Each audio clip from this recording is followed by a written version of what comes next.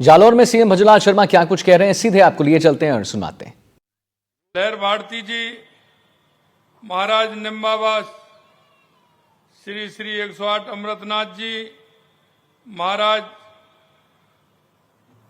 पूनासा मठ, श्री श्री 1008 बाबूगिरी जी महाराज, महाराज गजपुरा मठ 1000 प्रेम भारती जी, हमारे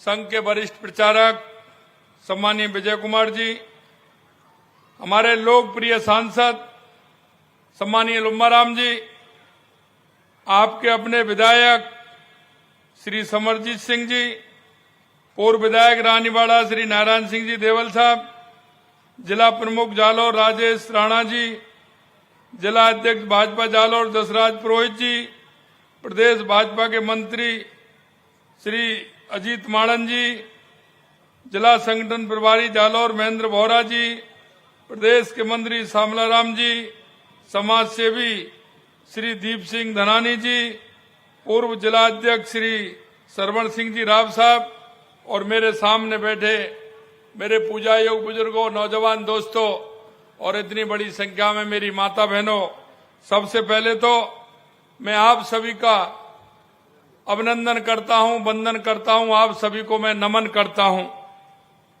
आज मैं बहुत ही सौभाग्यशाली हूं कि आज नरसना की इस पावन भूमि से भक्ति भाव और आध्यात्म की एक नई धारा प्रभावित हो रही है, क्योंकि ये हमारे संतों का आशीर्वाद जब हमारे ऊपर रहता है तो निश्चित रूप से हमारी समाज का वातावरण भी अच्छा होता है और हमारी संस्कृति, हमारी विरासत को भी बहुत बड़ा बल मिलता है।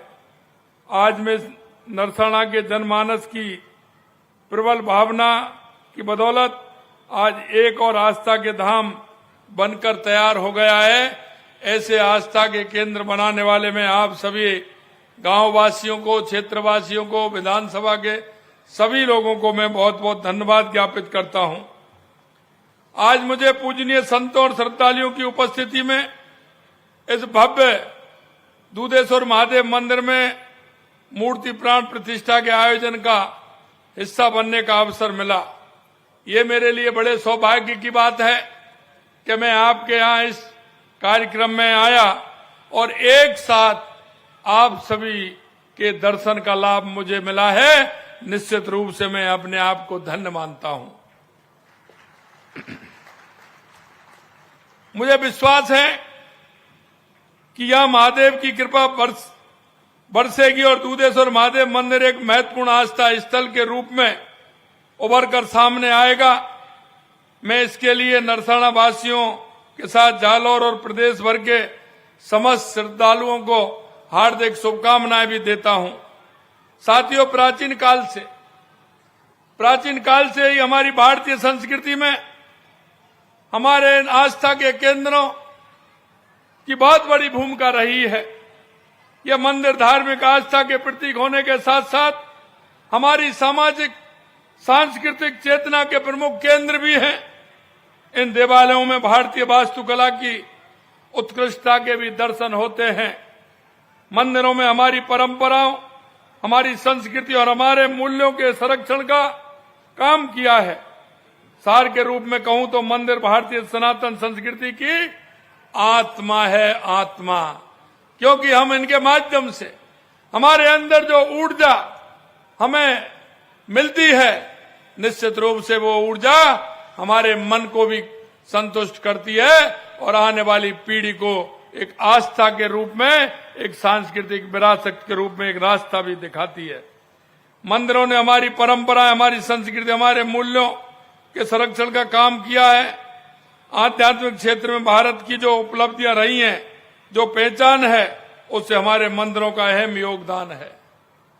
क्योंकि हमारी जो संस्कृति है, हजारों सालों की जो हमारी विरासत है, हमारे देश के यशस्वी प्रधानमंत्री नरेंद्र मोदी जी कहते हैं विकास भी और विरासत भी, और हमारी विरासत को सजाए हुए हम आगे बढ़ते हैं तो निश्चित रूप से हमारी विरासत पर हमें गौरव होता है। इसलिए मैं आपको धन्यवाद देना चाहता हूं कि आप सभी विरासत को बढ़ाने का काम कर रहे हैं। भगवान शिव अनादि अनंत अविनाशी हैं।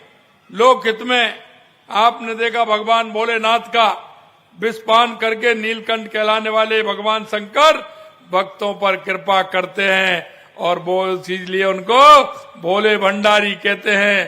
थोड़ी सी अगर भावना आपने दी तो भोले भंडारी है, वो निश्चित रूप से भक्तों पर पूरी कृपा करते हैं। भगवान शिव ऐसे देवता हैं जो अपने भक्तों की पूजा आराधना से जल्द प्रसन्न हो जाते हैं, इसलिए उन्हें आशुतोष भी कहा जाता है। महादेव की पूजा से सभी देवी देवताओं को पूजा का फल मिलता है। जिस पर शिव की कृपा हो जाती है उसे कोई बाधा नहीं सताती। भक्तों के लिए शिव का दरबार हमेशा खुला रहता है और वो देवों के देव महादेव हैं। इसलिए मैं आपको आने वाले शिवरात्रि के त्योहार की भी मैं आपको बहुत सारी शुभकामनाएं देता हूं। आज हम नरसाना में जिस अवसर के साक्षी बन रहे हैं वो भारत की सनातन संस्कृति के उत्थान के वर्तमान कालखंड का एक हिस्सा है। साथियों, देश के यशस्वी प्रधानमंत्री नरेंद्र मोदी जी के सक्षम और सुयोग्य नेतृत्व से देश में सनातन संस्कृति को एक नई ऊर्जा मिलने का काम हुआ है। आपने देखा होगा प्रधानमंत्री जी के अनवरत साधना का ये सुपरिणाम है कि पिछले साल उन्हीं के करकमलों से अयोध्या के भव्य मंदिर में रामलला की प्राण प्रतिष्ठा हुई और इस भारत भूमि पर 500 साल के बाद जो इंतजार हुआ उसको देश के यशस्वी प्रधानमंत्री नरेंद्र मोदी जी ने पूरा किया है। और आप देख रहे हैं अयोध्या में एक दिव्य और भव्य मंदिर में हमारे रामलला विराजमान हुए हैं। पिछली साल रामलला के दर्शन का अलौकिक अनुभव एवं दिव्य अनुभूति मेरे लिए भावुक कर देने वाला पल था, क्योंकि मैं उस कार सेवा में भी गया था। निश्चित रूप से जिन्होंने सपने देखे थे, जिनके मन में यह बात थी कि रामलला अयोध्या में रामलला के मंदिर के विराजमान कब होंगे, तो माननीय देश के यशस्वी प्रधानमंत्री नरेंद्र मोदी जी ने करके दिखाया है। यही नहीं मेरे भाई और बहनों, आपने देखा होगा विकास और विरासत दोनों साथ साथ हैं। आपने ये नेतृत्व अद्भुत कालखंड है। इस कालखंड में हमने काशी की धरती पर बाबा विश्वनाथ धाम के वैभव को निकलता हुआ देखा है। इसी कालखंड में हमने काशी का कायाकल्प होते हुए देखा है और इसी दौर में महाकाल महालोक की महिमा भी आपने देखी है, महालोक काल की महिमा भी आपने देखी है। हमने सोमनाथ का विकास देखा, केदार घाटी का पुनर्निर्माण भी हमने देखा है और इसी श्रेणी में आपके इस मंदिर का निर्माण भी हो रहा है। माननीय प्रधानमंत्री जी विकास और विरासत के मंत्र को हाथ साथ करके चल रहे हैं। उनसे प्रेरणा लेकर राजस्थान में हमारी सरकार भी सांस्कृतिक आध्यात्मिक विकास के लिए काम कर रही है। आपने देखा होगा हमने मंदिरों के लिए 100 करोड़ रुपए दिए हैं और खाटू श्याम मंदिर के लिए 100 करोड़ रुपए दिए हैं और पूछरी के लौटा के लिए भी हमने 100 करोड़ रुपए किए हैं, जिससे कि हमारे आस्था के केंद्र ये पूरी तरह से विकसित हो सकते हैं। हमारी सरकार वरिष्ठ नागरिक तीर्थ यात्रा भी योजना के माध्यम से श्रद्धालुओं को अयोध्या, पशुपतिनाथ, काठमांडू अन्य तीर्थ स्थलों पर तीर्थ यात्रा का भी प्रबंध किया है। मैं आपसे कहना चाहता हूं, हमारी सरकार ने जैसा मैंने कहा खाटू श्याम जी के लिए भी काम किया है और दीपावली, होली, शिवरात्रि, रामनवमी आदि को आमजन पूरे हर्ष और उल्लास से श्रद्धा के साथ मना सके, इसके लिए हमने 600 मंदिरों में विशेष साज सज्जा और आरती के कार्यक्रम भी आयोजित किए हैं। हमारी सरकार प्रदेश भर में अनेक मंदिरों और आस्था स्थलों के विकास का काम कर रही है। आपने देखा होगा पुष्कर के ब्रह्मा मंदिर, रणछोड़ राय मंदिर, पचमदरा और धूलेश्वर मंदिर, महादेव, गुड़ामलानी, मथुराधीश मंदिर, कोटा आदि का काम भी हमने किया है। मैं आपको इतना कहना चाहता हूं, हमारे राजस्थान के अंदर हमारा विकास भी है तो हमारी विरासत भी है। इसलिए मेरे भाई और बहनों मैं कहना चाहता हूं आप सभी से कि आपने देखा होगा हमको 1 साल 1 महीना हुआ है राजस्थान के अंदर। आप अगर विकास की दृष्टि से देखेंगे तो हमने ये रोड मैप बनाया कि राजस्थान में विकास कैसे हो सकता है। हमने देखा राजस्थान में सबसे पहले आवश्यकता पानी की है, तो हमारी सरकार पूरी 1 साल से पानी की व्यवस्था के लिए पूरे राजस्थान के लिए लग रही है।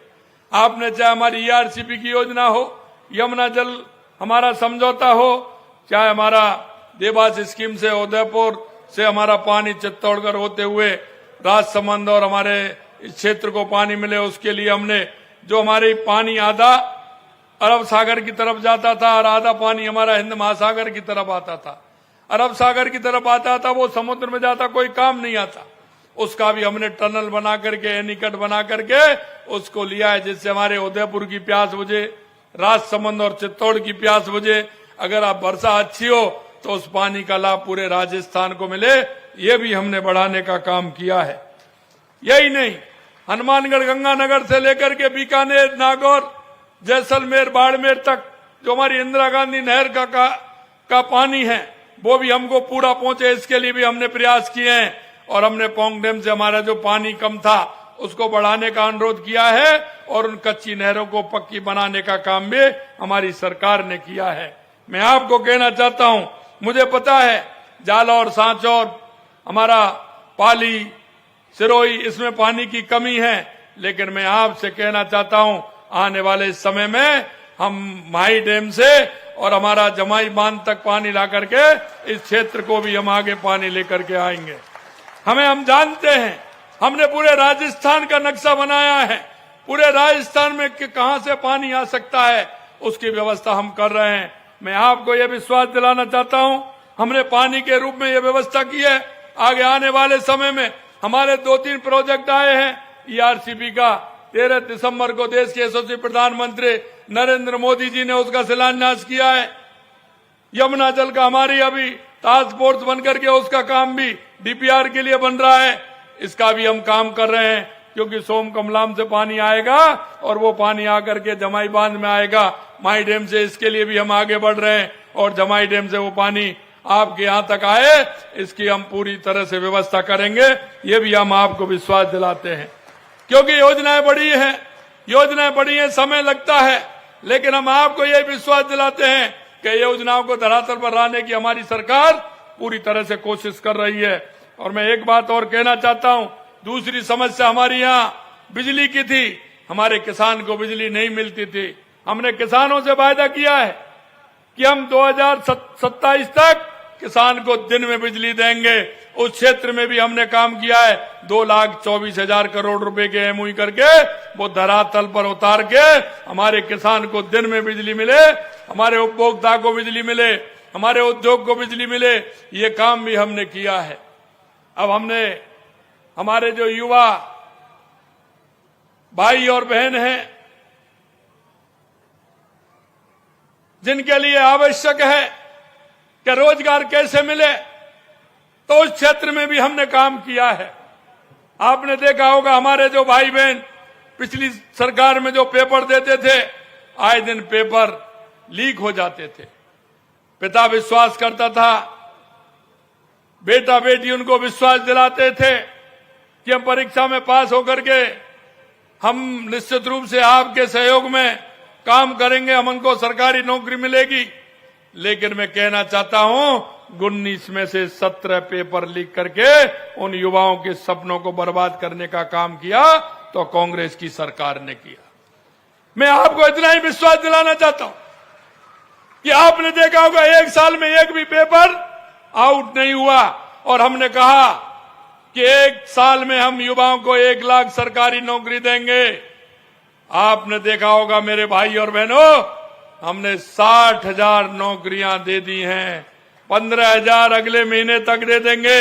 और आने वाले जुलाई में, क्यों बजट जुलाई में आया था, हमने जुलाई में कहा था हम 1 लाख नौकरी जुलाई तक हमारे राजस्थान के युवाओं को 1 लाख नौकरी देने का काम करेंगे।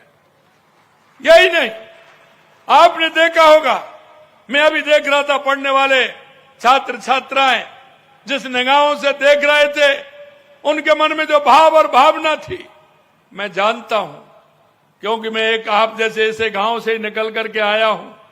गांव की माता बहनों की पीड़ा को भी जानता हूं, मेरे किसानों की पीड़ा को भी जानता हूं, युवाओं के पीड़ा को भी जानता हूं। और मैं उस गरीब की पीड़ा को भी जानता हूं। इसलिए मैं कह सकता हूं कि किसान, मजदूर, युवा, महिला निश्चित रूप से उसके उत्थान के लिए हमारी सरकार काम करेगी। हमने इस साल का कैलेंडर निकाला है, 2025 का कैलेंडर हमने जनवरी में ही निकाला और हमने कहा आप युवाओं से कि आप तैयारी करिए। 81,000 वैकेंसियों का कैलेंडर निकाला है।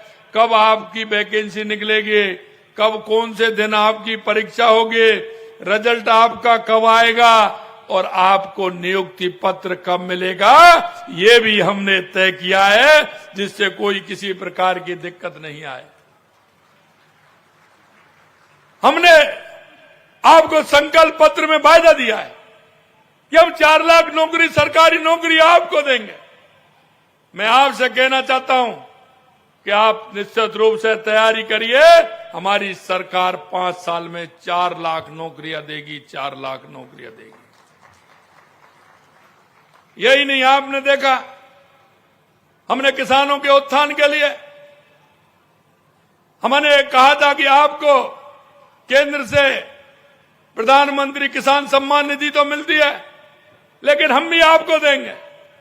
और आपने देखा होगा कि हमने 1-1 हजार की 2 किस्त आपको, पिछले साल की 1-1 हजार की 2 किस्त हमने दी हैं। ये हम जो कहते हैं वो करते हैं। क्यों? देश के यशस्वी प्रधानमंत्री नरेंद्र मोदी जी पर लोगों का भरोसा है कि अगर प्रधानमंत्री जो कहते हैं वो करके रहते हैं। इसलिए मैं कहना चाहता हूं, जो हमारे संकल्प पत्र में जो हमने आपसे वायदे किए, हम 1-1 वायदे को पूरा करेंगे। हम राजस्थान के 8 करोड़ जनता के लिए काम करते हैं। हम 8 करोड़ जनता के लिए काम करते हैं। हम उस गरीब के लिए, किसान के लिए काम करते हैं। हमारी महिलाओं का जीवन स्तर कैसे उठे उसके लिए काम करते हैं। हमारी बहनों का जीवन स्तर कैसे उठे उसके लिए काम करते हैं। हम आपसे कहना चाहते हैं, आज के इस मौके पर मैं आपसे इतना ही कहना चाहता हूं, आपने जिस भरोसे के साथ और जिस विश्वास के साथ हमारी सरकार को बनाया है, हमारी सरकार कृत संकल्प है कि आपको जो हमने 1-1 वायदा जो हमने किया है हमारे संकल्प पत्र में, हमारी सरकार उसको पूरा करेगी, पूरा करेगी, पूरा करेगी।